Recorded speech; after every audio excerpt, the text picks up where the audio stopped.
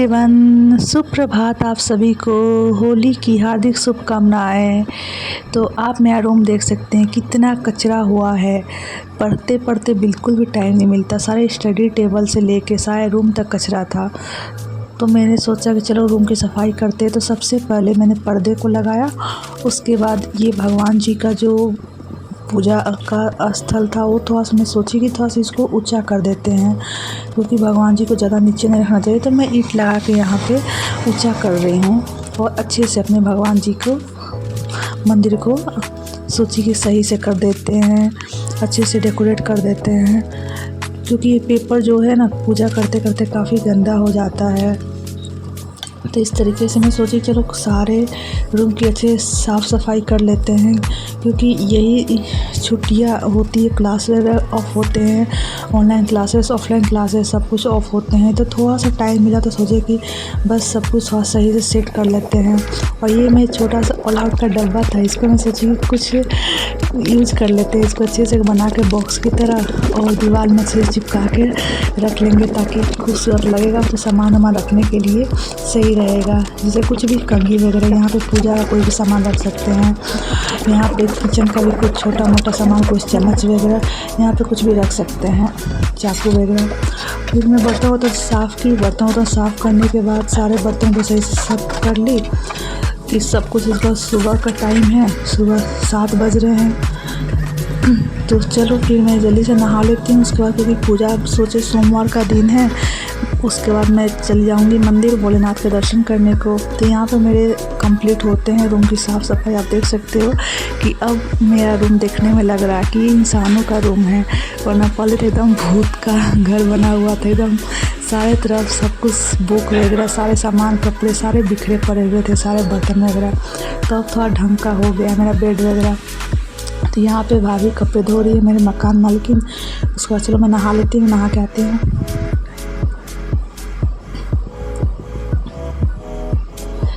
तो मैंने नहा लिया, पूजा भी कर लिया। 8:44 हो रहा है, तो चलो मंदिर चलते हैं। फिर तो रूम पे पूजा हो गई है, हम जा रहे हैं मंदिर। तो चलो फिर मंदिर में भी भगवान का दर्शन कर लेते हैं, भोले बाबा का। सोमवार का दिन है, अच्छा दिन है और आज के दिन होली है। तो आप सभी को होली की हार्दिक शुभकामनाएं। फिर वहाँ से आके मैं कुछ मीठा बना लूँगी। और सुबह सुबह बिल्ली ने मेरा काम बना दिया है, तमाम कर दिया है दूध गिरा कर। लेकिन फिर भी देखते हैं, अगर कोई दुकान खुला हो तो दूध लेंगे और कुछ मीठा खीर वगैरह मालपुआ वगैरह तो आज बनता है, बना लूँगी। चलिए फिर मंदिर पहुँचते हैं। तो हो गई मेरी पूजा, अब मैं जा रही हूँ कुछ बनाती हूँ, कुछ मीठा।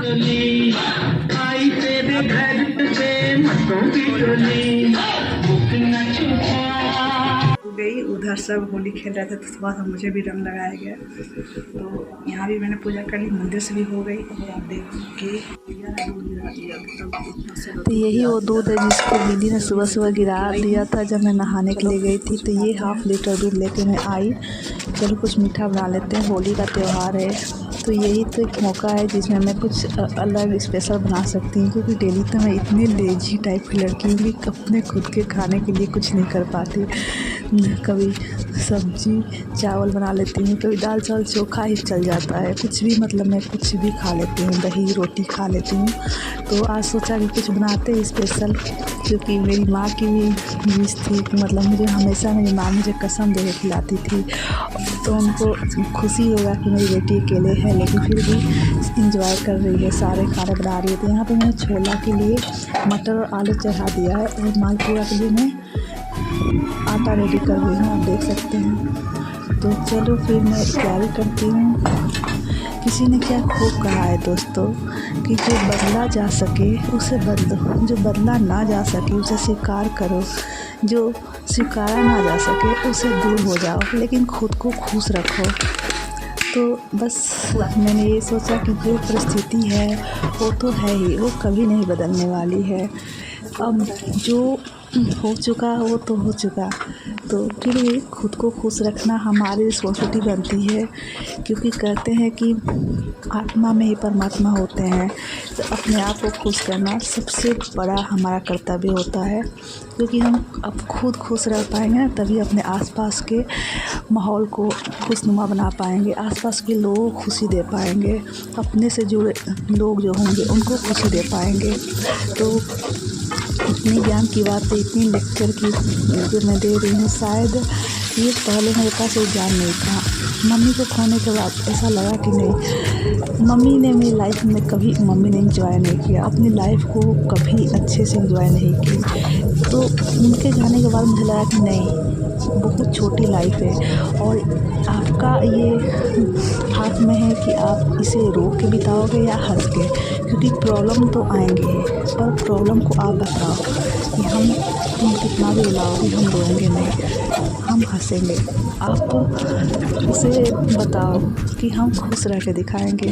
तो क्योंकि आपने देखा दोस्तों, सुबह देखा होगा आपने, तो सूरज किसी अद्भुत तरीके से उगा है, फूल भी खिले, रात को तारे भी हमने टूटते हुए देखा। सब कुछ वैसा ही है जो हमेशा रहता है, लेकिन हमारे मन में कोई निगेटिव थॉट आ जाता है, कोई निगेटिव कीड़ा आ गया और हमें यह मानना मजबूर कर देता है कि आज दिन बुरा है। हम अपने लिए, अपने जीवन के लिए, अपने सही नज़रिए, अपने होने के मायने को खो देते हैं। सिर्फ एक विचार हमारे भावनाओं को, हमारे अनुभवों को तय करने लगता है। जीवन में जो भी करते हैं ना, वो खुशी के लिए तो करते हैं ना। हम पढ़ाई भी कर रहे हैं तो क्यों पढ़ाई कर रहे हैं कि ऑफिसर बन जाएंगे, तो जो हमारा सपना है घर लेना, गाड़ी लेना, उसे ले पाएंगे। और फाइनली ये सब क्यों करेंगे, घर या गाड़ी क्यों लेंगे, खुशी के लिए ही तो ये लाइफ की एक जब जो होगा तो बड़ी खुशी होती है। तो बड़ी खुशी हमारी लाइफ में कभी कभार आती है, लेकिन इन छोटी छोटी खुशियों में हमें खुशी ढूंढनी चाहिए। छोटी छोटी खुशियों को सोचो कि हम कैसे सेलिब्रेट कर सकते हैं। तो आप छोटी छोटी खुशियाँ डेली ढूंढ के उसे थोड़े थोड़े इंजॉय कर सकते हो, क्योंकि बड़ी खुशी सबकी किस्मत में इतना जल्दी नहीं आती, और आती भी है तो कभी कभार आती है। तो यहाँ पर मेरे सारे खाने बन के रेडी हो गए। अब मैं सोच रही हूँ इतने सारे खाने एक साथ, मुझे खाने की आदत नहीं है। मैं जब शादी में भी जाती हूँ ना, तो इतने सारे होते हैं, पानी पूरी, दही बड़े, रायता, सब कुछ इतने तो मैं एक साथ नहीं खाती, कोई एक चीज़ लेती हूँ और खाती हूँ। तो यहाँ भी मैंने सोचा क्या लूँ, तो पहले मैंने पकौड़ा लिया, सोचा चलो पकौड़ा खाते हैं।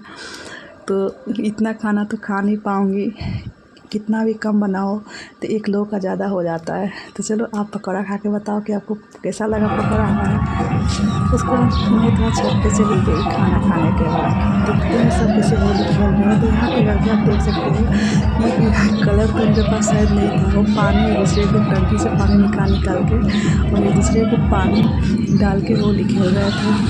अब देखिए यहाँ पे छोटा सा बच्चा है जो पानी रोड पे पाते या तो लोगों को पानी फेंक रहा है। तो इस तरीके से मैं छत पे जाके देखी, थोड़ा सा इंजॉय की। और यहाँ पे एक लड़की है जो दूसरे को गुलाल लगा रही है, आप देख सकते हैं। तो अच्छे से ले नहीं पाई, तो ये सब लड़के हैं जो एक दूसरे को पानी फेंक के इंजॉय कर रहे हैं, और ये गुलाल लगा रही है सब एक दूसरे को। तो मैं कहाँ जाती, तो फिर मैं छत पे से आई, छत पे भी गई थी तो देखने। फिर मैं सोची चलो फाइनली पढ़ाई कर लेते हैं, दिन भर क्या ही करना। तो सारे काम ख़त्म करके 1-2 बज रहे थे, फिर मैं दोपहर में पढ़ने बैठी, चलो पढ़ाई कर लेते हैं। मेरे सारे क्लासेस, मतलब मैं कितना भी कोशिश करती हूँ, मेरे सिलेबस कंप्लीट ही नहीं होता, टारगेट कंप्लीट ही नहीं होता। तो ये आप देख सकते हैं कि कितना हिंदी में पढ़ रही हूँ, और 21 मार्च का, मतलब 25 मार्च है आज, और मैं 21 मार्च का अभी तक मेरा क्लास छूटा हुआ। 21, 22, 23 3 दिन क्लास चले थे, 24, 25 तो ऑफ है। तो 3 दिन क्लास यहाँ मैंने सोचा था कि पिछले के साथ साथ सबने मुझे सजेस्ट किया था कि मैं बीएड कर लूँ। तो बीएड के लिए मैं हिंदी भी काफ़ी वीक था। यूपीआरओ का एग्ज़ाम मैं देने गई थी, तो मैं सबसे ख़राब पेपर जो हुआ था हिंदी का ही हुआ था। ये बिलोंग सब द पर्यायवाची शब्द मुझे काफ़ी हार्ड लग रहे थे। तो बीएड का एंट्रेंस का एग्ज़ाम भी है नेक्स्ट मंथ है, अप्रैल में 24 अप्रैल को। तो सोचा कि चलो हिंदी पे थोड़ा ज़्यादा फोकस करते हैं, क्योंकि हिंदी काफ़ी ख़राब हो चुका है। मेरे साथ अक्सर ऐसा ही होता है कि एक सब्जेक्ट पर मैं ध्यान देती हूँ तो दूसरा सब्जेक्ट ख़राब हो जाता है। तो इस तरीके से मेरे से मैनेज ही नहीं हो पाता।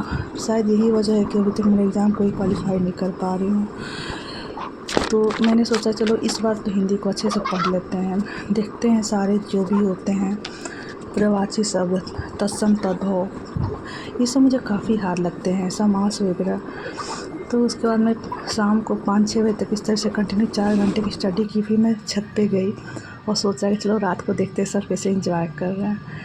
तो यहाँ पे आप देख सकते हो कि सब यहाँ पे एक दूसरे को गुलाल लगा के और म्यूजिक बजा के डांस कर रहे थे। ये सब अंकल लोग भैया लोग हैं। तो मेरा यही होली इसी तरीके से मेरा होली बीता। मैं छत पे जाके वीडियो बना रही थी इन लोग को, और देख के मैं भी इंजॉय कर रही थी।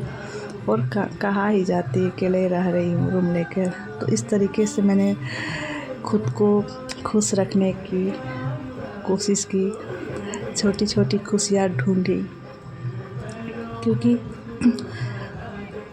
हमें लगता है कि खुश रहने के लिए कुछ ख़ास होना चाहिए, कुछ स्पेशल, कुछ ख़ास दिन, कुछ ख़ास सिचुएशन, कुछ ख़ास परिस्थिति होना चाहिए। तो इस तरीके से मैंने पूरा दिन होली के दिन एंजॉय किया। आपने होली कैसे एंजॉय किया कमेंट करके कमेंट बॉक्स में ज़रूर बताइएगा, और हमारे चैनल को सब्सक्राइब कर लीजिएगा। फिर मिलते हैं नेक्स्ट वीडियो में, तब तक के लिए tata bye bye, see you.